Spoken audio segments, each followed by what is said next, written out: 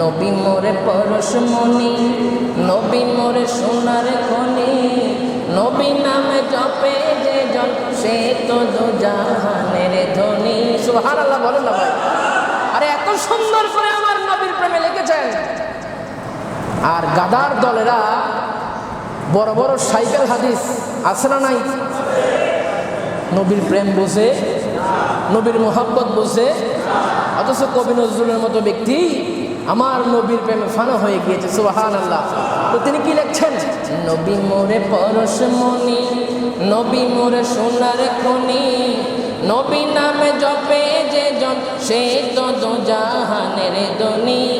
নবী মোরে পরশমণি, আয় রে সাগর আকাশ বাতাস দে বিজোদিয়া, রে সাগর।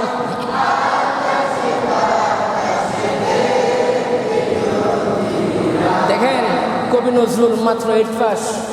কি পাস? 8 পাস। কিন্তু কিয়ামত পর্যন্ত কবি নজরুলকে মানুষ স্মরণ করবে একমাত্র আমার নবীকে মহব্বত করার কারণে। ঠিক না বে ঠিক? বলে না ঠিক না বে ঠিক?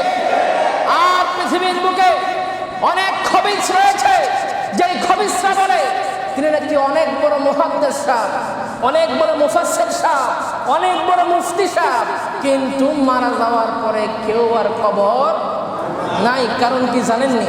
ওই যে বললাম দিলের মধ্যে নূর, বলেন না কি নাই? নবীর নূর নাই। নবীর নূর না থাকার কারণে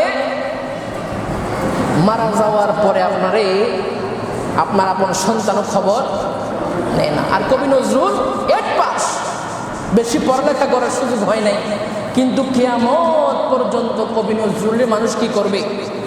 স্মরণ করবে কি করবে না? এটা কি কবি নজরুলের জন্য করবে নাকি নবীর মহব্বতে করবে? এই যে কবি নজরুল দুনিয়া থেকে বিদায় হয়েছে অনেক আগে, এখন কবি নজরুলের স্মরণ হয়েছে কি হয় নাই? এই যে আমি বললাম কবি নজরুল সাহেবের কথা, এটা ওনার স্মরণ হয় কি হয় নাই? আল্লাহ তেনাকে বেহেশত নসিব করুক, আমিন বলেন। এই জোরে বলেন না আমিন।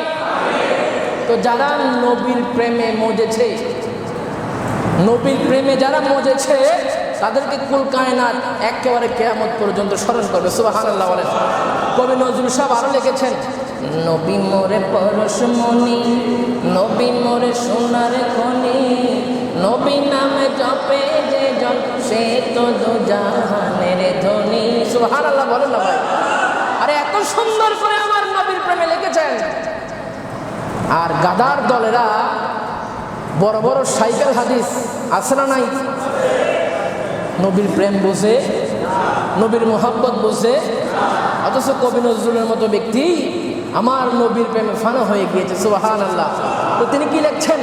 নবী মোরে পরশমণি, নবী মোরে সোনার খনি, নবী নামে জপে যে জন সে তো দু জাহানের ধনী। নবী মোরে পরশমণি, নবী মোরে সোনার খনি, নবী নামে জপে যে জন সে তো দু জাহানের ধনী। নবী মোরে পরশমণি, নবী মোরে নূরে খোদা, তার তরে সকল পয়দা। নবী মোরে নূরে খোদা, তার তরে সকল পয়দা। আদমের কলবেতে তার নূরের রোশনী। নবী মোরে পরশমণি, নবী মোরে সোনার খনি।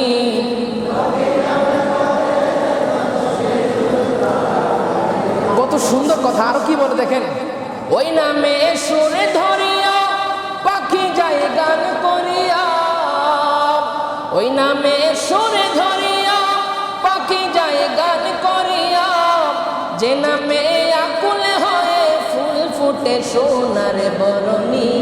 নবী মোরে পরশমণি, বলেন না, নবী মোরে সোনার খনি, নবী নামে জপে যে জন সেই তো দু জাহানের ধনী। নবী মোরে। তারপরে কি বলে জানেন? আমার নবীর কত মহাব্বতী নান্তরে। ওই নামে মধু মাখো, যে নামে জাদু রাখা। সুবহানাল্লাহ বলেন না। এই কথাগুলো দিলে লাগে ভাই, অন্তরের মধ্যে লাগে কি লাগে না?